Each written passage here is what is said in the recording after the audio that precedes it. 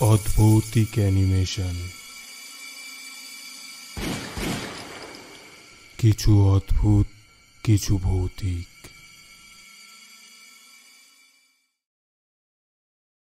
মানিকগঞ্জ থেকে ফেরার পর গোরার আর কোনো পাত্তা নেই। কোথায় যে গেছে ছেলেটা। না, যাই ক্লাবে গিয়ে দেখি গোরার পাত্তা পাওয়া যায় কিনা। কি হে গোরা, মাঝখানে দুদিন কোথায় ডুব মারলে? আরে ডাক্তার, আসো আসো, বসো। একটা জটিল সমস্যায় পড়ে গেছিলাম। গোয়েন্দার জীবনে সমস্যা না আসলে সে কিসের গোয়েন্দা? গোরার মুখে তোমাদের মানিকগঞ্জের অ্যাডভেঞ্চারের কাহিনী শুনলাম এতক্ষণ। ও সব বাদ দাও, তুমি কোথায় গেছিলে তাই বলো। মানিকগঞ্জ থেকে ফিরে পরের দিন সকালে ডিপার্টমেন্টে গিয়ে ঢুকলাম।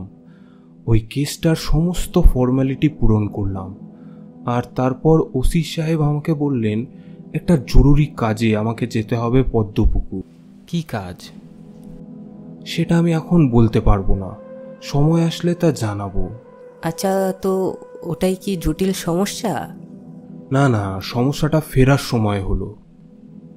ডিপার্টমেন্ট থেকে যখন বেরালাম তখন সকাল গড়িয়ে দুপুর। শিয়ালদা স্টেশন থেকে ট্রেন ধরে গিয়ে নামলাম ক্যানিং। সেখান থেকে 5 কিলোমিটার মতো অটো করে গিয়ে তারপর নৌকায় পার করতে হয় প্রকাণ্ড মাতলা নদী। আবার ওপারে গিয়ে অটো ধরে 15-20 মিনিটের পথ। বাপরে, অনেক দূর তো। পৌঁছালে তখন কটা বাজে? তখন বাজে 4টা। অফিসের কাজ শেষ করে যখন বেরালাম তখন সন্ধ্যা হতে চলেছে। একটা কেমন গুমোট গরম পড়েছিল সেদিন। আমি গিয়ে দাঁড়ালাম এক চায়ের দোকানের সামনে।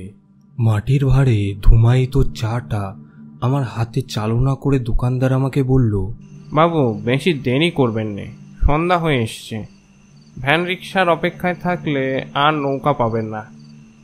ওই ভদ্রলোকও যাবেন ফেরিঘাটে, দুজন মিলে পা চালান সেদিকে। সন্ধ্যার পরে নৌকা চলে না নাকি? না না বাবু, রাত হলে ওই নদীতে কেউ দাঁড় পায় না। কেন বলুন তো? আসলে কয়েক মাস আগে এরকমই গুমুট গরম পড়েছিল একদিন। সন্ধ্যার পর হঠাৎ আকাশ থেকে ভেসে আসলো কালো মেঘ। শুরু হলো তুমুল ঝড় বৃষ্টি। সে কি ঝড়ের তাণ্ডব! গাছপালা উপড়ে পড়লো বাড়িঘরের ওপর। সারা রাত চলল ঝড় আর বৃষ্টির নৃশংস খেলা। সকাল হতে দেখা গেল আমাদের পদ্মপুকুর গ্রামে ভাঙা বাড়ির তলে চাপা পড়ে মারা গেছে 2 জন। নদীর পাড়ে পাওয়া গেল মৃত হারান মাঝির দেহ। বেচারা হারান নদীর মাঝে সেই ঝড়ে আটকা পড়ে প্রাণ হারালো। ও, এই ব্যাপার। ভয় শুধু ঝড় বৃষ্টি বা অন্ধকারের নয় বাবু। তো কিসের ভয়? আসলে বাবু, সেই ঝড়ের রাতের পর থেকে ওই নদীপথে শুরু হয়েছে ভূতের তাণ্ডব। অনেক মাঝি সেই ভূত দেখেছে। কাউকে সে কোনো ক্ষতি করেনি, কিন্তু কাকে যেন সে খুঁজে বেড়ায়। ও, তাই সন্ধ্যার পর আর কেউ নৌকা চালাতে সাহস পায় না। এখন যদি পা চালান তবে আব্দুল মাজিরে পাইতে পারে। সে খুব সাহসী। ওর বাড়ি ওই পারেই, তাকে পেলে আর সমস্যা নেই। আমি চায়ের দাম মিটিয়ে দিয়ে বেঞ্চের ওপরে বসে থাকা লোকটাকে বললাম, কি মশাই, ঘাটের দিকে পা বাড়াবেন না রিক্সার অপেক্ষা করবেন? লোকটা আমতা আমতা করে বলল, আপ ক্যা উধার হি যা রহে হ্যায়? আসল মে আকেলে ওই রাস্তা দিয়ে যেতে ভয় করছে। আপনি সাথে থাকলে আমি যেতে রাজি আছি। আমরা দুজন ঘাটের দিকে পা বাড়ালাম। লোকটা তার পরিচয় দিল। তার নাম রাজীব আগরওয়াল। তাদের ট্যুরিজমের ব্যবসা। সেই পদ্মপুকুর গ্রামে তারা একটা লজ বানাচ্ছে। সেই পদ্মপুকুরের আশেপাশে সুন্দরবনে অনেক ঘোরার জায়গা আছে। আমার পরিচয় জিজ্ঞেস করতে আমি তাকে আমার ফেক আইডেন্টিটি দিলাম। সচরাচর অচেনা লোককে আমি আমার গোয়েন্দা পরিচয় দিই না। একটা সিগারেট কোম্পানির সেলসম্যানের ভিজিটিং কার্ড আমি সব সময় পকেটে রাখি। তাকে সেই পরিচয়ই দিলাম। কিছুটা যেতে আচমকা দমকা হাওয়া এসে লাগলো মুখে। ঝড় উঠছিল। পশ্চিম আকাশ থেকে হু হু করে এসে পুরো আকাশ ঢেকে ফেললো কালো কালো মেঘের দল। তারপর শুরু হলো তুমুল বৃষ্টি। সেই ঝড় বৃষ্টিতে ছাতা উড়ে যাওয়ার উপক্রম। সামনে একটা ভাঙা বাড়ি চোখে পড়ল। দুজন মিলে সেই বাড়িতে গিয়ে ঢুকলাম। বৃষ্টি যখন থামলো তখন রাত 8:30 বাজে। আমি আগারওয়ালকে বললাম, চলুন মশাই, ঝড় বৃষ্টি তো ধরেছে, এবার যাওয়া যাক ঘাটে। লোকটা কেমন ভয় ভয় করে বলল, এত রাতে আর নাও মিলবে? রাতটা তো এখানে রেনেছে ভালো হতো, নাও না মিললে আবার মাথা গোজার জন্য ঘর ঢুঁড়তে হবে। আমার পরের দিন সকালে ওসি সাহেবের সাথে একটা জরুরি মিটিং ছিল, তাই বাড়ি ফেরার শেষ চেষ্টাটুকু আমাকে করতে হতো। আমি তাকে বললাম, আমার কাল জরুরি মিটিং আছে, আমাকে যেতেই হবে, আপনি আসলে আসুন, নাহলে থাকুন এখানে একলাই। লোকটা বড্ড ভীতু, ভয়ে ভয়ে বলল, আচ্ছা চলিয়ে। ঘাটে পৌঁছে দেখি ঘাট ফাঁকা, একটা নৌকাও নেই। অপেক্ষা করব না সেই ভাঙা বাড়িতে ফিরে যাব, এ কথা যখন ভাবছি, সেই সময় পাশ থেকে ভারী গলায় কেউ বলল, বাবুরা ওই পারে যাইবেন? পাশে তাকিয়ে দেখি দাঁড়িয়ে আছে এক বয়স্ক লোক, পরনে ফতুয়া এবং লুঙ্গি, মাথায় টুপি, মুখে গাল ভর্তি সাদা দাড়ি। বুঝলাম এই হয়তো আব্দুল মাঝি। আপনি কি আব্দুল মাঝি? হ্যাঁ বাবু, আপনারা কি ওপারে যাইবেন? হ্যাঁ হ্যাঁ, চলো ফটাফট চলো। ভাড়া কত নেবে? ও আপনি যা দিবেন তাই নিব। ওপারে আমার বাসা, সাবারি না পেলে একলাই নৌকা বয়ে ওপারে যাইতে হইতো। ঝড় বৃষ্টি থামলে হয়তো কোনো সাবারি আইব, তাই এখানে অপেক্ষা করছিলাম। একজন আছেন নৌকায় আর আপনারা দুজন, চলুন আর দাঁড়াবো না এখানে। আমরা দুজন গিয়ে উঠলাম আব্দুল মাঝির নৌকায়। দেখি একজন লোক আপাদ মস্তক চাদর মুড়ি দিয়ে বসে আছে। আমরাও ছাউনির নিচে বসে পড়লাম। আব্দুল মাঝি নৌকা ছাড়ল। আগারওয়াল দেখি মনে মনে ঠাকুর নাম করতে শুরু করেছে। কিছুটা যেতেই আব্দুল মাঝি বলে উঠল, আপনি তো গোয়েন্দা তাই না মশাই? আমি তো অবাক, এ জানলো কি করে? আগারওয়াল অবাক হয়ে আমার দিকে তাকিয়ে আছে। আমি আব্দুল মাঝিকে জিজ্ঞাসা করলাম, তুমি জানলে কি করে? বাবু এ বাতাস কথা কয়, এখনই আমার কানে ফিসফিস কইরা বইলা দিয়া গেল। এসব কি হচ্ছে এসব? আর আপনি তো আগারওয়াল সাহেব, লজ বানাইতেছেন। এসব क्या हो रहा है? তুমি কিভাবে আমার পরিচয় জানলে? চোর ছাসুরের পাল্লায় পড়লাম নাকি?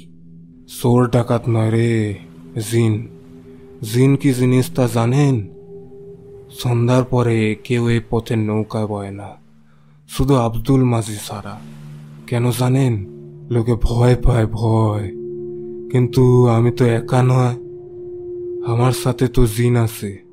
আমার আবার কিসের ভয়? কি আবল তাবল বলছো তুমি? আবল তাবল না হে মশাই, ফিস ফিস করে আরো কথা বলে গেল। রমেনকে চেনেন আপনি? রমেন? ना ना, मैं किसी रोमेन को नहीं चिंता। চেনেন না? ওকে দিয়ে এত বড় কাজ করালেন, 5 লক্ষ টাকাও দিলেন, কাজের বদলে এত তাড়াতাড়ি ভুলাও গেলেন? না না, আমি কোনো রমেনকে চিনি না। কিসের পয়সা, কোন কাজ? আমি কোনো রমেনকে চিনি না বলছি তো। আব্দুল মাঝি মাঝ নদীতে নৌকা থামিয়ে কি বলে যাচ্ছিল তার কোনো মাথা মুন্ডু আমি খুঁজে পাচ্ছিলাম না। তারপর আব্দুল মাঝি বললেন, আচ্ছা আচ্ছা, প্রতিম রায়কে তো চেনেন? কোন প্রতিম? আমি কোনো প্রতিম কেউ চিনি না। বললেই হলো। সেই ঝড় বৃষ্টির রাতে হারানের নৌকায় নদী পার হওয়ার সময় তোমার কথা মতো রমেন প্রতিমকে গলা টিপা মারল। তারপর আমার ছোট ভাই হারানকেও গলা টিপা মারল। কি মনে পড়ছে? না না, আমি কোনো রমেন, কোনো প্রতিম কাউকেই চিনি না। কি সব বলছেন আপনি? আমার হঠাৎ মনে পড়ল প্রতিম রায় নামক এক সাংবাদিকের মিসিং কেস ফাইলটা আগের দিন দেখেছিলাম ওসি সাহেবের হাতে। সেটা নিয়েই কাল আমার মিটিং ছিল ওসি সাহেবের সাথে। আমি কিছুটা আন্দাজ করতে পারলাম। তখনই মাঝি বলল, আচ্ছা আপনি চেনেন না, কিন্তু ওই ওই ওই যে লোকটা তো কয়েক মাস ধরে আপনারে খুঁজা বেড়াচ্ছে। এতক্ষণ চাদর মুড়ি দেওয়ার লোকটার কথা তো ভুলেই গেছিলাম। তাকিয়ে দেখি তার মুখের ওপর থেকে চাদরটা সরে এসেছে। একটা বিভৎস মুখ বেরিয়ে এলো তার ভেতর থেকে। প্রতিম, তুমি এখানে? এই বলে আগারওয়াল জ্ঞান হারালো। আর সেই চাদর মুড়ি দেওয়া লোকটা ধীরে ধীরে হাওয়ায় মিলিয়ে গেল। যাক, বেচারাটা এবার মুক্তি পাইল। এসব কি হচ্ছে এসব? গোয়েন্দা বাবু, এই আগরওয়াল পদ্মপুকুর গ্রামে একখান লজ বানাইতেছে। সকলে ভাবতেছিল লজ হইলে শহরের বেড়াবেড়িরা আইব, ভালো উন্নতি হইব গ্রামের। কিন্তু এই আগারওয়ালের কালোবাজারি সম্পর্কে জেনে গেছিল সাংবাদিক বাবু। আগারওয়াল চোরা কাঠের ব্যবসা করত, আর তারা এই ব্যবসায় যাতে কেউ নাক গলাতে না পারে তাই সেই লজের নাম করে নিজের সাগরেদদের ডেরা বানাইছিল এই পদ্মপুকুর গ্রামে। এসব কি বলছেন আপনি? কি বলছি তা মন দিয়ে শুনুন। আমার কাজ তো শেষ, এবার আপনার কাজ শুরু। আমার কাজ? আপনি আজ এখানে না থাকলে এই আগারওয়ালেরও একই পরিণতি করতাম, যেটা ওর আদেশে রমেন সাংবাদিক বাবুর সাথে করছিল। গলা টিপা মায়েরা নদীতে ভাসাইয়া দিতাম। বেচারা এই সাংবাদিক বাবুর আত্মা সে কবে হইতে এই নদীতে ঘোরাঘুরি করতেছে, বন্দী হইয়াছিল এইখানে।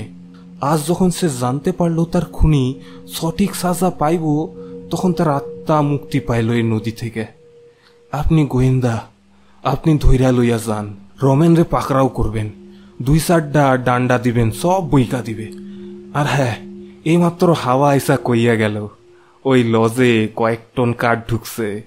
পুলিশ লইয়া গেলে সবাই ধরা পড়বে। এত কিছু শুনে আমি তো অবাক। এরপর আব্দুল মাঝি আর একটা কথাও বললেন না। পাড়ে নেমে ফোন করলাম ক্যানিং পুলিশ স্টেশনে। আগারওয়াল তখনও জ্ঞান শূন্য।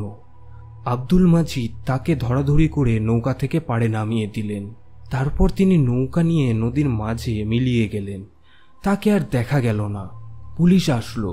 তারপর পুলিশ বোটে করে আবার নদী পার করে গেলাম ওপারে, সেখান থেকে পদ্মপুকুর গ্রামে।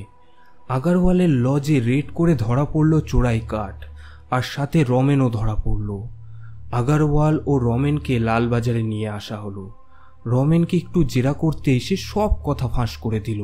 প্রতিম রায় আর হারান মাঝিকে হত্যা আর চোরা কারবারির অপরাধে রাজীব আগারওয়াল আর তার সাগরেদ রমেন হালদারকে গ্রেপ্তার করা হলো। লালবাজারের এসআইকে চার্জশিটটা দিয়ে বাড়ি ঢুকলাম কাল রাতে।